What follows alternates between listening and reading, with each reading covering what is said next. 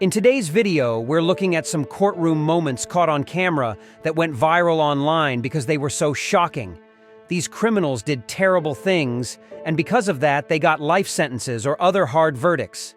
Seeing their reactions in court, some of them got really mad. Now let's dive into the first case, which is about Ricky Hand.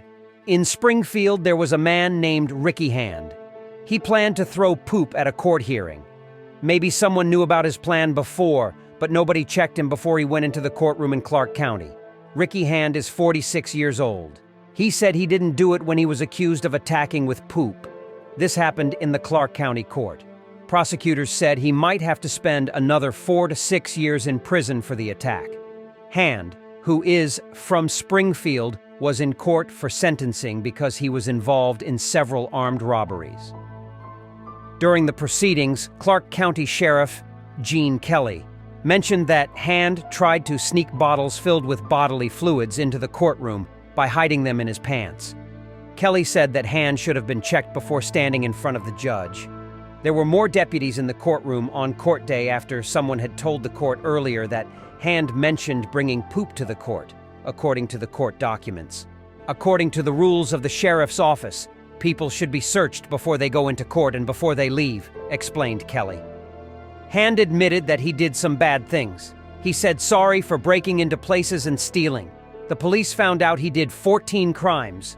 Hand was honest and helped the police when they asked questions. He could go to prison for 52 years because of what he did. He wanted to come clean and tell me about this stuff, said Detective Ron Jordan with the Springfield Police Division. When the judge said Hand would spend 40 years in prison, Hand got mad and threw feces. 40 years? That's a life sentence!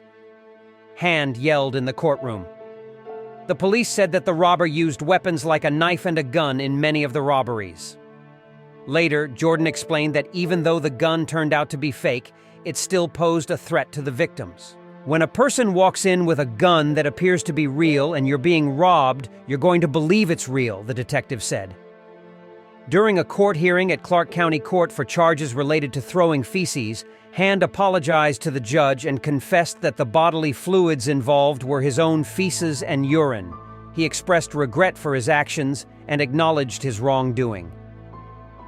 What are your thoughts on this case? Take a second to subscribe and like the video.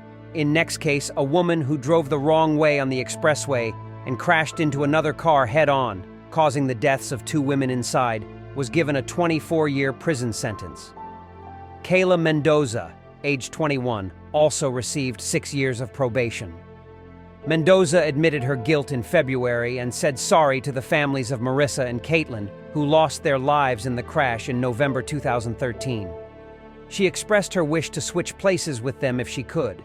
Prior to the judge making a decision about Mendoza's punishment, Mendoza took the opportunity to read a letter to the families present in the courtroom. "I think about them every day, and I regret my choices every day," Mendoza read. "I don't remember deciding to drive, so I can't even tell you what was going through my mind when I made that decision. I have no excuses for anything I've done. I just ask for forgiveness." Christine, who is the victim's mother, went up to speak in court. "Change has to start with someone and somewhere, and I'm asking you to set it now so that no other parent has to sit here like I do today," she said. The Florida Highway Patrol said that Mendoza had been drinking and had marijuana in her body when her car crashed into another car carrying young women. Tests showed she had a higher blood alcohol level, which was nearly twice the legal limit. Just before the accident, Mendoza had posted "Too drunk to care" on Twitter. Court papers from a lawsuit against Mendoza revealed that she bought about $65 worth of alcohol before the crash, even though she was not old enough to drink legally. The next story spread widely on social media. When he appeared in court, instead of focusing on the case, he started showing off his twerking moves. Surveillance cameras at Miami Edison Senior High School recorded Calvin Lloyd Griffith, 30, as he walked around the school. The footage shows him taking keys from an employee and then driving off with a Volkswagen Passat from the school's parking lot. This information comes from an arrest report by the Miami-Dade police. Griffith got arrested because he was accused of doing some serious crimes, stealing a lot, breaking into places and going where he wasn't supposed to be. The next day, he went to court for the first time. A judge named Catherine Pooler, who works in Miami-Dade, was in charge of his case. "My mom's here!" Griffith exclaimed as he was brought into court. While he was still talking, they switched off his microphone. To grab the judge's attention, Griffith started twerking. "He's facing some issues," Pooler said, not finding it amusing. Griffith's mom was in court, carrying a bag of prescribed medicines for her son. It turns out he deals with mental health problems and wasn't taking his medications as he should. Griffith had done something wrong before and was in trouble again. He had to pay $18,000 to be released, but for now, he had to stay in jail. The dance moves were not really what we all expected in this moment in court. What do you think of the case? During next court session, Darrell Brooks was given a severe punishment. He received 6 life sentences in a row, along with over 700 extra years behind bars. This was all because of his terrible actions during the Waukesha Christmas parade attack. The verdict was seen as a significant moment in legal history. Last year, Darrell Brooks drove his SUV into a crowd of people at a Christmas parade in Wisconsin. Sadly, 6 people died, and many others were hurt. On court day, he was given a life sentence in prison without any chance of getting out early. This decision was made after a jury found him guilty on all 76 charges related to the attack.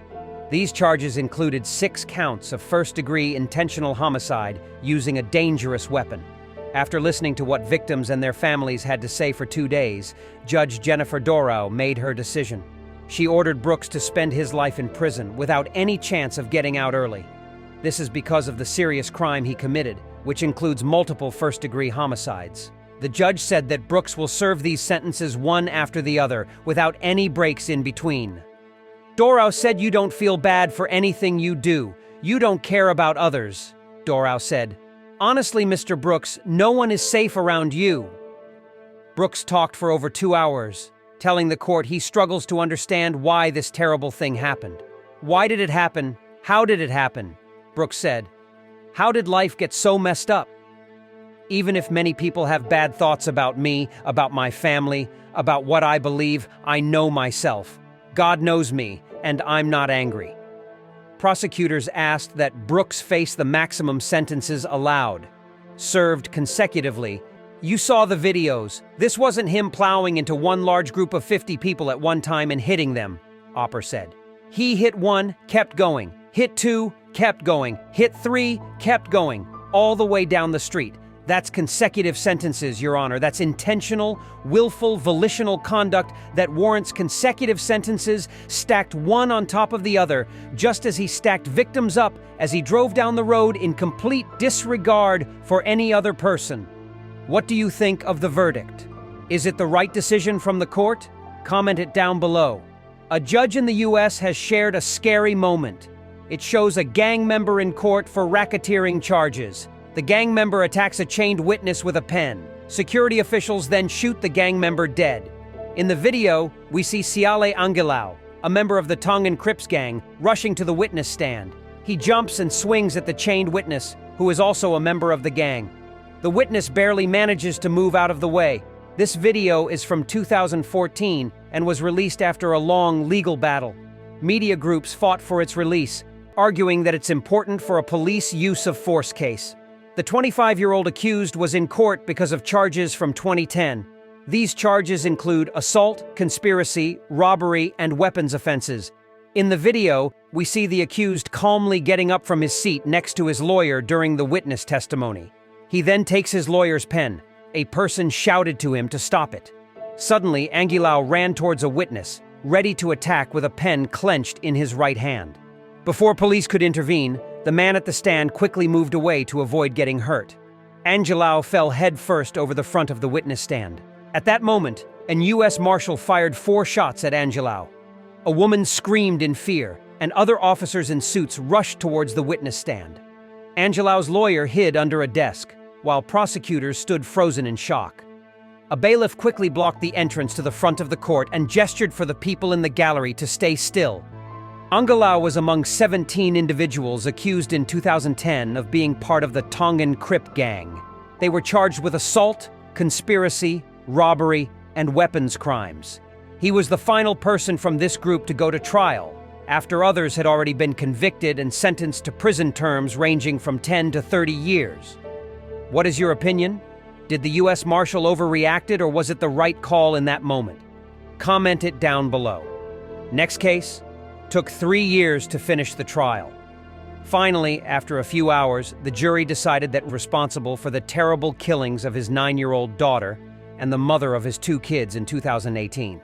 His son, who was 11 years old at the time, managed to survive the attack. The jury said O'Neill was guilty of 2 charges of first-degree murder and trying to murder someone in the same way. He was also found guilty of setting fire to something, 2 charges of seriously hurting children, and not cooperating with the police without using violence. O'Neill was calm when the jury foreman announced the verdict at 7 p.m., just over 4 hours after they started discussing. Earlier that Monday, prosecutors started their final arguments by playing the emergency call from Kenyatta Barron, who was 33 years old and O'Neill's girlfriend. In the call, she begged for her life. Prosecutors said that by the time of the call, she had already been shot, and the recording captured O'Neill hitting her with a shotgun. O'Neill decided to defend himself in court. He also suggested that his son might have been coached by the detective from Hillsborough County who later adopted him. What a scary court day this was. A man from South Australia tried to run away from court, but ended up in jail for at least a year. His name is Daniel James Nicholson, and he's 35 years old. He tried to escape custody and hurt 2 emergency workers in the process. This all happened after Nicholson went to court. He was there because he had been charged with carrying a weapon and having another one that's not allowed. There's a video from the Adelaide District Court that shows Nicholson jumping over the dock when the judge, Sue O'Connor, said he couldn't go free on bail anymore. Nicholson has 4 kids and lives in O'Sullivan Beach. Nicholson got really upset when he heard the decision. Then, 2 sheriff's officers tried to stop him from leaving the Christie's Beach Magistrates Court. They ended up in a fight. Nicholson tried to escape twice. The second time, he jumped out of the dock and landed on the table. Brendan, a police prosecutor, rushed to grab Nicholson and pinned him down. But Nicholson struggled and managed to break free from his grip. Following the incident, a sheriff's officer broke his right foot, which meant he had to wear a special boot for 6 weeks. At Nicholson's sentencing, Judge Chapman mentioned that the injured officer needed assistance with dressing and showering and couldn't drive. She also noted that he was anxious about how his colleagues viewed him and had trouble sleeping, worrying if he had acted correctly. Another officer experienced a clicking jaw and headache due to the scuffle. The court was told Nicholson was high on drugs at the time of his attempted escape. During the court proceedings, it was mentioned that Nicholson struggled with anger, violence, and substance abuse issues for a long time, starting from 2002. If you know court cases that could be featured on the channel, please write it in the comment section. Take a second to write your thoughts down below. Please subscribe to our channel and check out one of these videos. See you next time around. Take care.